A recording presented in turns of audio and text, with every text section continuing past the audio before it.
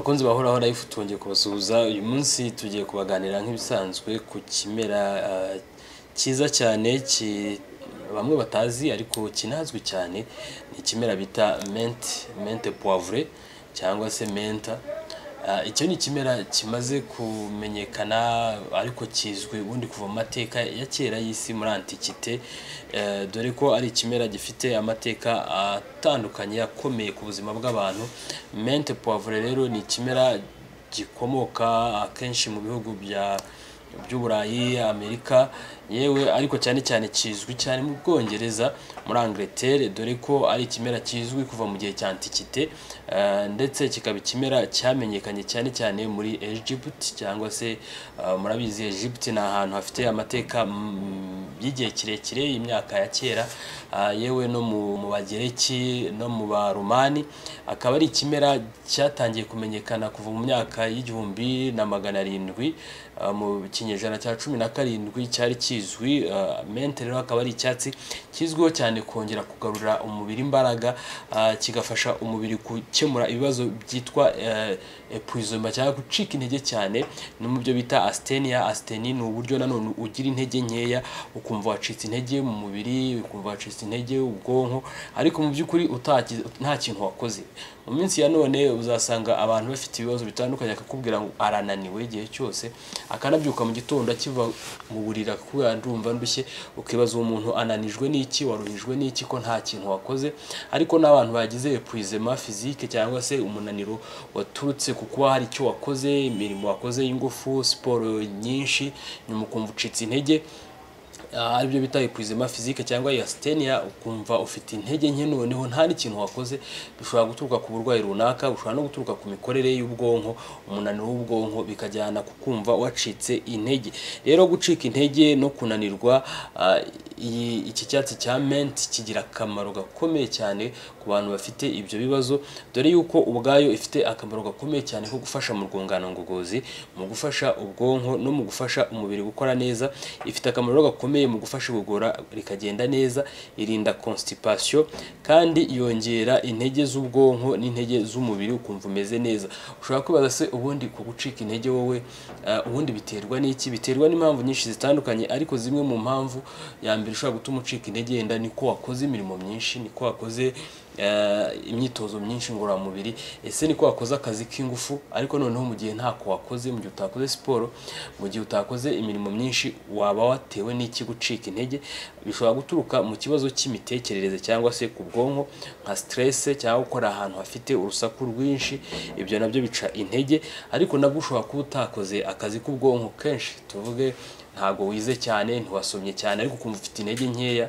Icyo gihe nabyo bishobora guturuka ku zindi mpamvu zijyanye n'imikorere y'umubiri itameze neza, nko guhumeka umwuka, guhumekera hejuru akuka gakeya, ntubone oxygen ihagije. Aho ngaho uzasanga umuntu afite intege nkeya, gucika intege, gukoresha ibintu bikangura ubwonko, cyane cyane twavugamo ibiyobyabwenge cyangwa se ibindi bintu bituma ubwonko bukanguka, kudasinzira neza, ibibazo byo mu mitekerereze nko kuba ufite ikibazo cy'umuhangayiko, akababaro se, agahinda. Hari n'ibindi bibazo bihungabanya abantu bishingiye ku mibereho barimo, tuvuge nk'abantu bafite ibibazo bimaze igihe kinini yaburiye igisubizo, abantu babuze urubyaro, abantu babuze ubushake, abantu bafite intinyi nk'abakobwa bananiwe gushaka, n'abagabo bafite yenda nk'uburemba. Ibyo ni ibibazo bishobora kujyana ku ntege nke z'umubiri. Hari n'ibibazo bijyanye rero n'itembera ry'amaraso, ukaba ufite nk'ikibazo cy'amaraso adahagije, anemia, ukaba ufite se amaraso atembera nabi, ukaba ufite ama infection chronique. Hari n'igihe abantu baba bafite ibibazo byo mu bwonko, mu mitekerereze, akaba ariko afite noneho n'ikibazo kigaragara, akaba afitemo nk'amatumeur, ufite nk'ibibyimba ku bwonko, ufitemo kanseri y'ubwonko se. Ibyo ni ibibazo bishobora kujyana ku guhora ufite intege nkeya, ugahora ufite umunaniro ukabije kandi utazi impamvu, ukagerageza ibintu byose ariko ukajya wumva urananiwe, kumva urwaye umutwe, kumva ucitse intege. Rero mint iza iyongera imbaraga z'umubiri, cyane cyane ifasha umubiri kongera gukora neza, dore ko ari icyatsi cyiza, ni icyatsi ni kimera abantu banywa mu mazi. Ushobora kugikoresha nka infusion, ushobora kugikoresha nka tisane ukayinywa mu mazi. Mint rero igira utubabi, ikagira utubabi uvanga ushyira mu mazi ukaba wanywa nyuma y'iminota 10 ukagiteka se cyangwa muri bwa buryo bwa infusion ukagifata twatubabi twatwo ugashyira mu mazi wamaze kutwoza neza ugategereza, cyangwa ukagiteka mu mazi nka tisane ukinywera. Ibyo rero bituma mu mara yawe mu nzira y'igogora hamera neza, bikarinda icyo gihe gucika intege, bikakurinda kurwaragurika no gucika intege mu buryo budasobanutse. Muri buriya buryo waba wakoze imirimo ikomeye cyangwa ivunanye igusaba kumva nyuma wacitse intege, tuvuye nko gukora imyitozo ngororamubiri myinshi, cyangwa se ufite n'impamvu yo gucika intege mu buryo udasobanukiwe, kiriya cyatsi cyangwa kiriya kimera cya mente ni ingenzi. Murabyibuka ko twabemereye kujya tubashakira bimwe mu bimera bikomoka iwacu kandi bizwi cyane, binakoreshwa mu buryo buri medical cyangwa se mu buryo bw'ubuvuzi, ariko bikanaba byanifashishwa no mu buzima busanzwe, dore ko mente ikoreshwa mu buvuzi nyine nk'uko twabibabwiraga kuri iki kibazo cya asthenia cyangwa kuri ibibazo bya épuisement physique, kugira intege nkeya kubera ko wakoze nyuma ugacika intege, ukumva ufite intege nkeya, ariko inazwiho nyine gufasha mu nzira y'igogora. Icyo ni igice cyayo kijyanye n'uburyo gikoreshwa mu kuvura cyangwa mu kwirinda no mu gufasha abantu bafite uburwayi butandukanye. Rero mint nk'uko twabibabwiraga kuva mu gihe cya kera mu binyejana mu kinyejana cya 17 kuva mu gihe cya antikite nyine aho cyakoreshwaga cyane cyane uyu munsi mu bihugu by'i Burayi nko mu Bwongereza, muri Europe, yewe no muri Amerika, ni igihingwa bakoresha mu buryo buri industriel, kigakorwamo imiti imwe n'imwe, kigakorwamo amadentifrice cyangwa se imiti y'amenyo, kigakorwamo yewe ibyo bita les huiles essentielles, ubwoko bw'imibavu n'ibindi. Ariko mint ubwayo ni igihingwa cyifitemo ubwo bushobozi, gifitemo ubushobozi bwo gutanga gutuma ubwonko buruhuka cyangwa se kumva umeze neza psychologically, bikaba byatuma ubwonko wumva umeze neza. Kandi ikindi niko ubwayo ifitemo ubwo bushobozi bwo gutuma irwanya impumuro mbi mu nzira y'igogora, gutuma mu igogora bigenda neza mu mara no mu gifu, yewe inavugwaho kugira uruhare rukomeye mu kuba yanarinda cyangwa se ikavura ubwoko bwa hepatite cyangwa se hepatite A, cyane cyane izwiho kuba yakwandura umuntu akayandura kubera umwanda, kubera ahantu hatameze neza, ariko nyuma ikaba yakira mu gihe uriye cyangwa mu gihe umeze neza, ubudahangarwa bw'umubiri wawe bukayirwanya. Mu gihe rero ukoresheje mint poivre ukayikoresha mu mazi nka tisane cyangwa nk'icyayi nka infusion, irwanya ubwo bwoko bw'amamikrobe, irwanya ubwo bwoko bw'amavirus, ubwo bwoko bw'ama-infection yaba intestinal na gastrointestinal byo mu nzira y'igogora, igafasha rero bityo gukora neza k'urwungano ngogozi, kandi igafasha n'ubwonko yewe n'umubiri muri rusange kugarukana imbaraga no kumva umeze neza.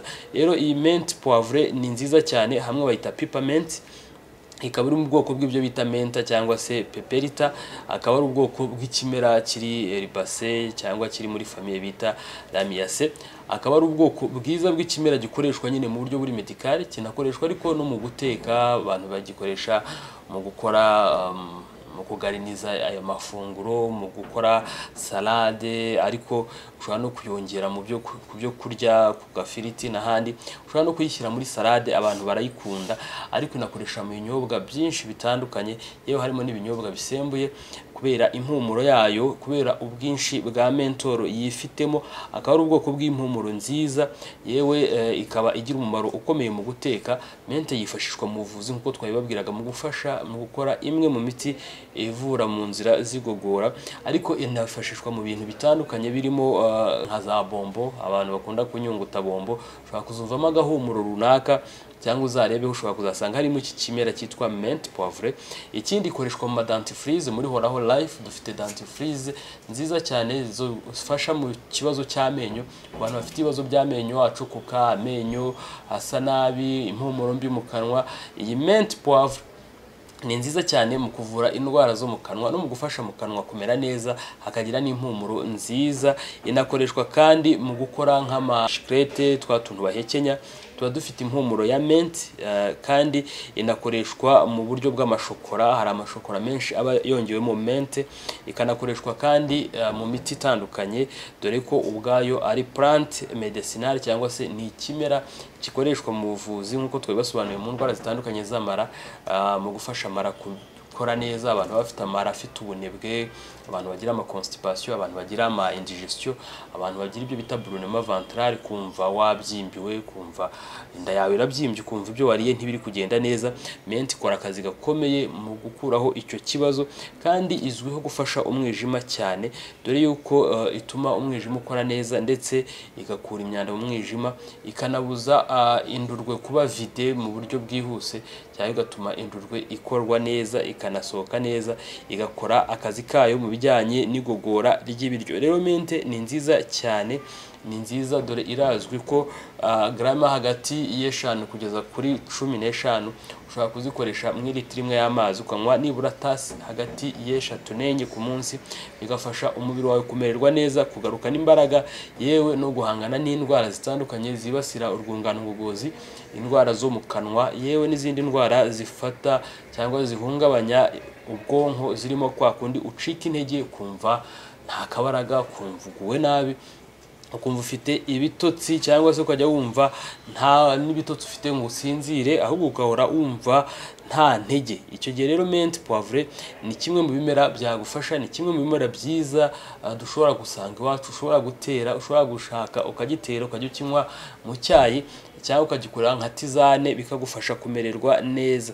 Tubibutsa yuko muri Horaho Life duhora tubashakira products zitandukanye zirimo n'ibimera mwasanga iwacu bikoreshwa mu buvuzi kandi bitagira ingaruka ku mubiri w'umuntu. Rero mint ikoreshwa mu buryo butandukanye nk'ubwo bwa tizane, ishobora no gukoreshwa ku bantu bakuru bayisiga ahantu hababara, ibyo ariko bikaba bibujijwe ku badamu batwite, yewe no ku bana bakiri batoya, kuko bishobora gutuma bagubwa nabi cyangwa bakamererwa nabi. Ku mugore utwite rero no ku mwana ntabwo ari byiza gukoresha mint, cyane cyane bayisiga ku mubiri, dore ko kuyisiga ku mubiri bituma habaho kugabanuka k'ububabare no kumererwa neza. Ikindi no kuyinywa ku bana no ku bantu batwite, abadamu batwite, ntabwo ari byiza. Hanyuma mint ikakoreshwa muri ubwo buryo, mu buryo bwa cataplasme cyangwa mu buryo bwo kuyisiga ku mubiri ku bantu bakuru gusa. Ikindi ntabwo ari byiza kuyinywa ari nyinshi ku masaha y'umugoroba cyangwa ya nijoro, kuko bishobora gutuma udasinzira neza. Ni byiza kuyifata mu masaha yo kumanywa kandi ku bantu bakuru. Ujye mwibuka gukora subscribe kugira ngo amakuru yacu atazajya bacika. Ikindi mugere kuri Horaho Life kugira ngo mushobore kubona zimwe muri product z'ingenzi zirimo n'iyi mint, zifite ubushobozi butandukanye cyane cyane mu kuvura indwara nko mu kanwa. Dufite dentifrice nziza, dufite umuti w'amenyo mwiza ufite iyi mint utuma mu kanwa hamera neza, ukarinda amenyo, ugafasha yewe no mu kanwa kugira impumuro nziza, bikakurinda kwangirika kwishinya, kwangirika ko mu kanwa n'ibindi. Rero mu gihe mudukeneye mwanaduhamagara kuri 0788968813 cyangwa mukagera aho dukorera, ni mu mujyi wa Kigali kwa Rubangura muri etage 3 mu muryango wa 302. Murakoze cyane, mwibuke ko kugira mu kanwa hazima, urwungano ngogozi rumeze neza, nibwo bukungu bwa mbere, dore yuko akanwa mu kanwa heza hagaragarira abandi neza, hagatanga umucyo n'impumuro nziza ku bandi. Murakoze cyane.